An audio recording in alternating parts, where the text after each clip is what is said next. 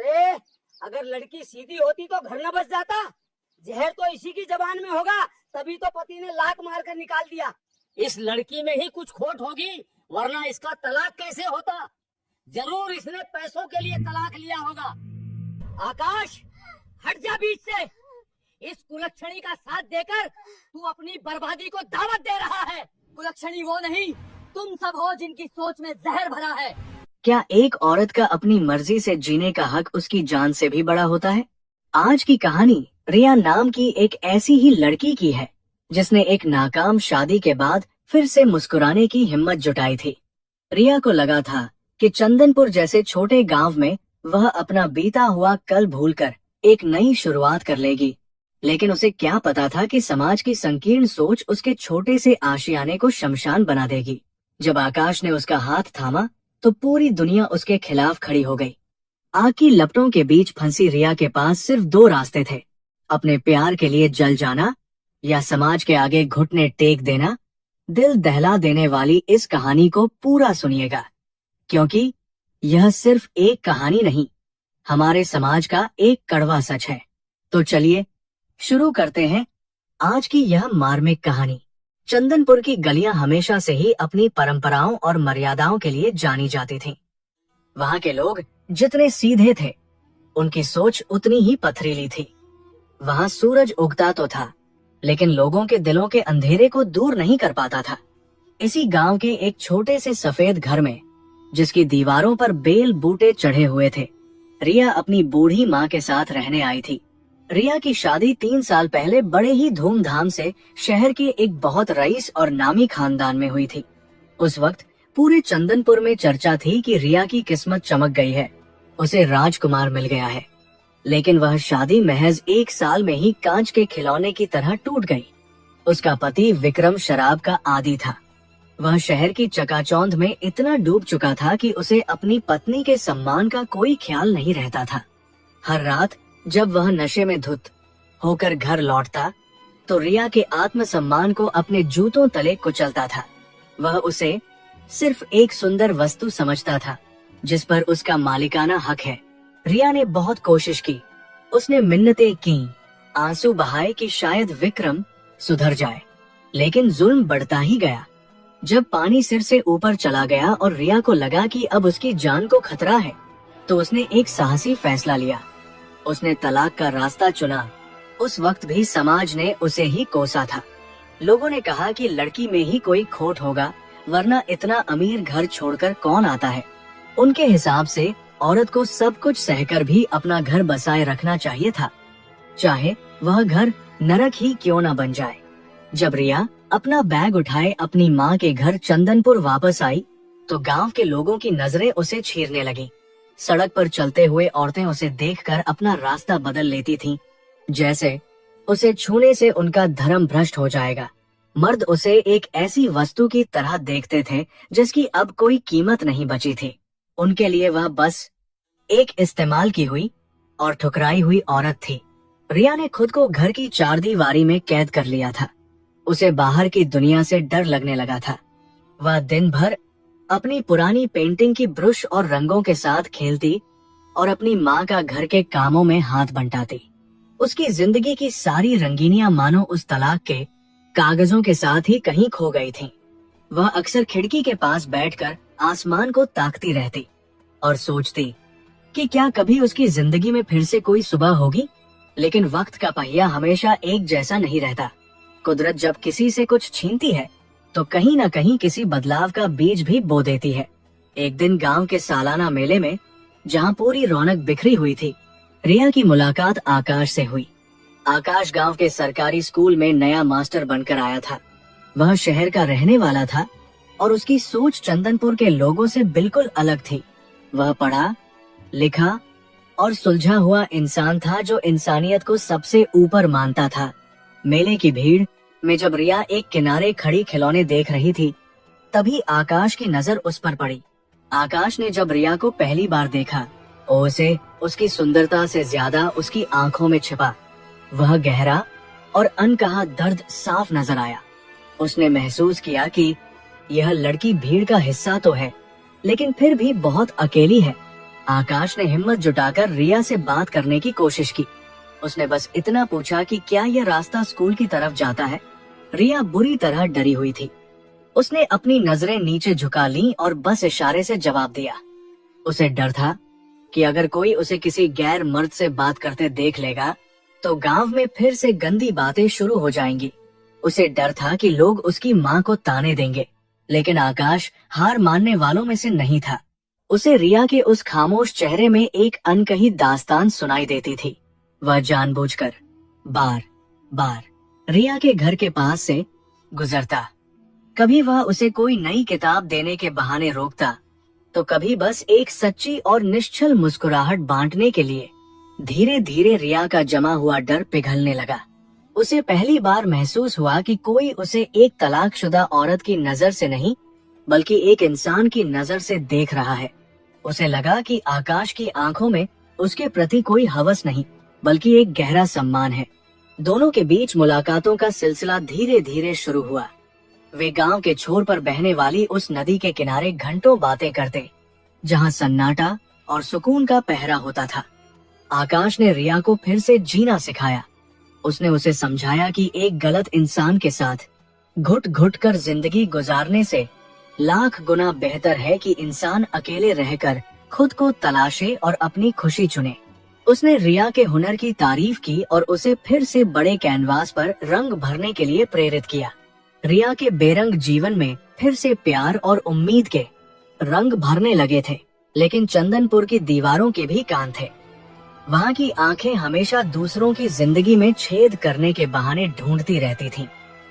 गांव के मुखिया और बुजुर्गों को यह बात कानों कान पता चल गई कि एक छोड़ी हुई औरत एक परदेसी मास्टर के साथ घुल मिल रही है।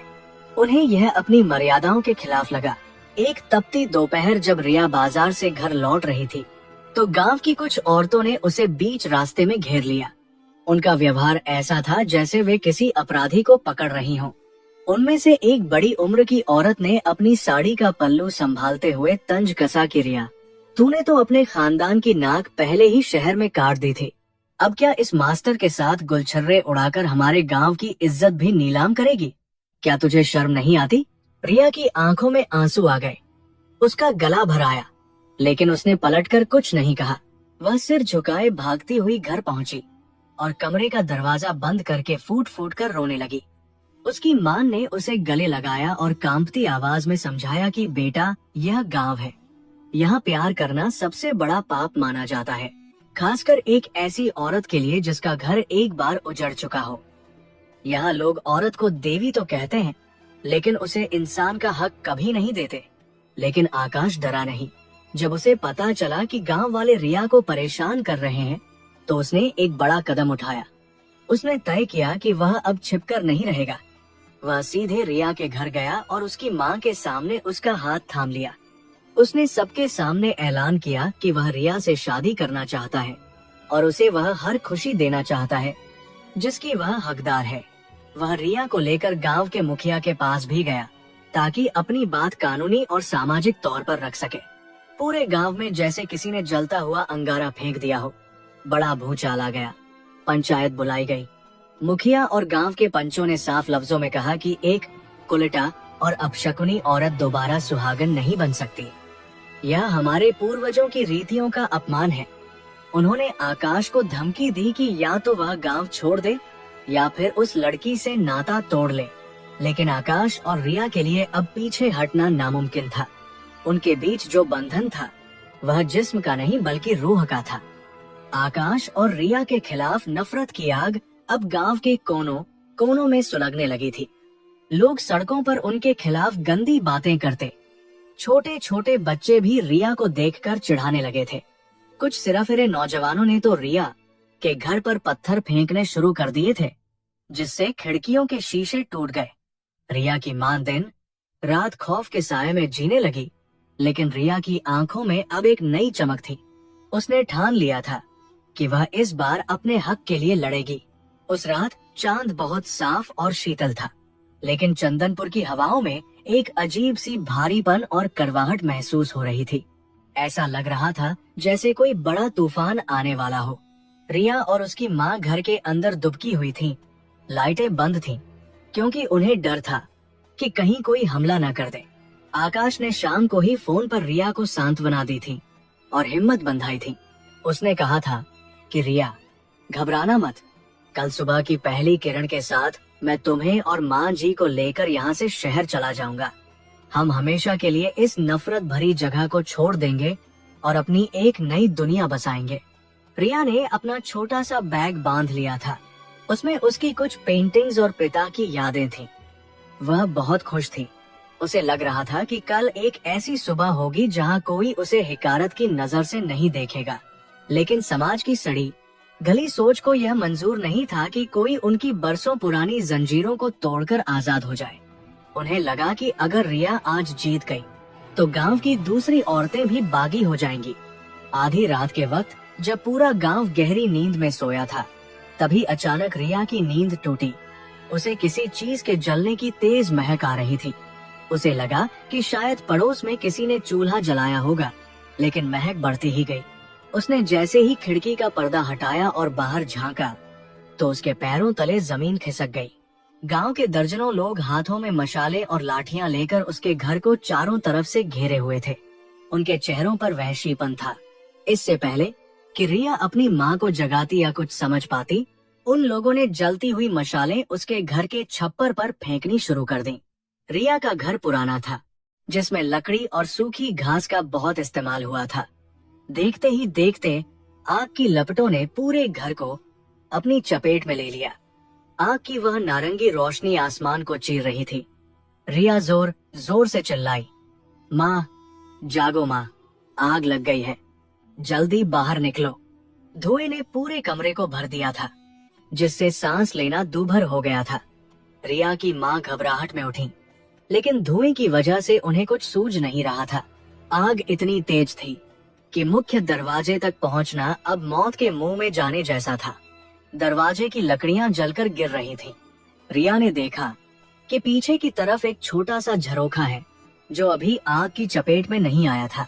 उसने अपनी पूरी ताकत लगाकर अपनी बूढ़ी माँ को उस झरोखे की तरफ खींचा और उन्हें बाहर धकेल दिया।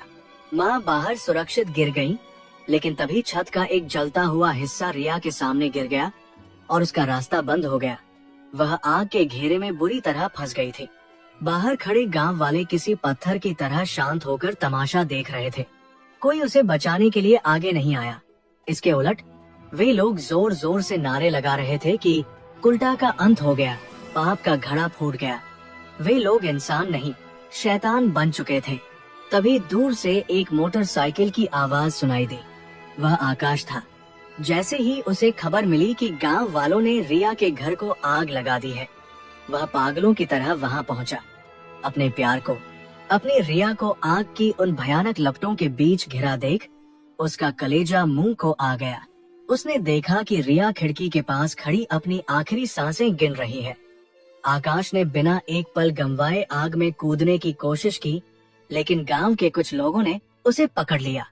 वे चिल्ला रहे थे कि इसे भी जलने दो, यह भी अपराधी है। लेकिन प्यार की ताकत के आगे नफरत की पकड़ ढीली पड़ गई। आकाश ने अपनी पूरी ताकत लगाकर खुद को उन दरिंदों से छुड़ाया और अपने सिर पर पानी का एक छोटा डब्बा डालकर धधकते हुए घर के अंदर छलांग लगा दी। अंदर का नजारा किसी जहन्नुम से कम नहीं था। हर तरफ से आग की लपटें उसे चाट रही थीं। धुएं की वजह से उसकी आंखें जल रही थीं। उसने चिल्लाकर रिया का नाम पुकारा। रिया बेहोश होकर फर्श पर गिर चुकी थी। आकाश ने उसे देखा। वह अपनी सुध बुध खो चुकी थी। आकाश ने उसे अपने मजबूत कंधों पर उठाया। उसकी अपनी कमीज जलने लगी थी। उसके हाथ और पीठ बुरी तरह झुलस रहे थे, लेकिन उसे अपनी जान की कोई फिक्र नहीं थी। उसे बस अपनी रिया को उस मौत के साए से बाहर निकालना था। वह आग की लपटों को चीरता हुआ, जलती हुई लकड़ियों को हटाता हुआ बाहर निकला। जैसे ही वह रिया को लेकर बाहर आया, उसकी माँ दहाड़े मारकर रोने लगी। आकाश ने जैसे ही रिया को सुरक्षित घास वाली जमीन पर लिटाया, वह खुद भी निढाल होकर गिर पड़ा। उसके शरीर पर गहरे जख्म थे, लेकिन उसके चेहरे पर एक संतोष था। गांव वाले जो अब तक तमाशा देख रहे थे, आकाश के इस साहस को देखकर सन्न रह गए। उनकी मशालें उनके हाथों से छूटने लगी थीं। शायद उस पल के लिए उनकी मरी हुई इंसानियत थोड़ी सी जागी थी। अगले दिन जब सूरज की पहली किरण चंदनपुर की धरती पर पड़ी तो रिया का वह सुंदर सफेद घर सिर्फ राख के एक ढेर में तब्दील हो चुका था। वहाँ कुछ नहीं बचा था सिवाय धुएं और बर्बादी के। रिया को जब अस्पताल में होश आया तो उसने खुद को सफेद पट्टियों के बीच पाया। उसके बिस्तर के बगल में उसकी माँ बैठी रो रही थी और पास के ही बेड पर बुरी तरह झुलसा हुआ आकाश लेटा था। आकाश के चेहरे पर पट्टियां बंधी थीं। वह हिल भी नहीं पा रहा था, लेकिन जैसे ही उसने रिया को आंखें खोलते देखा, उसकी आंखों में जीत की एक अनूठी चमक आ गई। उस आग ने रिया का घर तो जला दिया था, उसकी यादें और सामान तो राख कर दिया था, लेकिन वह रिया की हिम्मत और उसके जीने की चाहत को नहीं जला पाई। गांव के उन लोगों ने सोचा था कि वे एक औरत की आवाज को हमेशा के लिए दबा देंगे, उसे खत्म कर देंगे, लेकिन उन्हें नहीं पता था कि उसी राख से एक नई और ज्यादा मजबूत रिया का जन्म होगा। पुलिस ने आकाश की गवाही पर गांव के मुखिया और उन हमलावरों को गिरफ्तार कर लिया। रिया और आकाश ने ठीक होने के बाद कभी चंदनपुर की तरफ मुड़कर नहीं देखा। उन्होंने उस नफरत भरी जमीन को हमेशा के लिए अपने पैरों की धूल बना दिया। वे एक बड़े शहर चले गए जहां कोई किसी के अतीत को लेकर पत्थर नहीं मारता था। वहां रिया ने फिर से अपनी चित्रकारी शुरू की। आज वह एक बहुत बड़ी और सफल आर्टिस्ट है। वह अपनी कला के जरिए उन औरतों की आवाज बनती है जिन्हें समाज ने तलाकशुदा या बेसहारा कहकर ठुकरा दिया है। उसने एक संस्था भी खोली है जो पीड़ित महिलाओं को अपने पैरों पर खड़ा होना सिखाती है। चंदनपुर के लोग आज भी उस काली रात को याद करके काम जाते हैं। सुना है कि उस दिन के बाद से उस राख के ढेर वाली जगह पर कभी घास नहीं उगी। गांव के लोग उसे अपनी शर्मिंदगी का निशान मानते हैं। उस रात सिर्फ एक घर नहीं जला था, बल्कि मानवता की सबसे बड़ी हार हुई थी। रिया की यह कहानी हमें सिखाती है कि समाज चाहे कितना भी अंधेरा क्यों न फैला दे, प्यार और सच्चाई की एक छोटी सी लौ उस पूरे अंधेरे को मिटाने के लिए काफी होती है। जमाना क्या कहेगा, लोग क्या सोचेंगे, यह सोचकर अगर हम अपनी खुशियों की बलि दे दें तो हमारा जीवन व्यर्थ है। रिया ने उस आग को सहा, उन जख्मों को झेला, क्योंकि उसे यकीन था कि उस आग के पार एक सुंदर और आजाद दुनिया उसका इंतजार कर रही है। प्यार कोई गुनाह नहीं है और किसी का बीता हुआ कल उसकी पूरी जिंदगी का फैसला नहीं कर सकता। हर किसी को एक दूसरा मौका मिलने का पूरा हक है। रिया आज खुश है क्योंकि उसने डर की जंजीरों को तोड़कर उड़ना सीख लिया है। दोस्तों, रिया की यह बहादुरी और आकाश का यह निस्वार्थ प्यार आपको कैसा लगा? क्या आपको भी लगता है कि हमारे समाज को अपनी सोच बदलने की सख्त जरूरत है? क्या किसी की निजी जिंदगी में इतना दखल देना सही है? अपनी कीमती राय कमेंट बॉक्स में जरूर लिखें।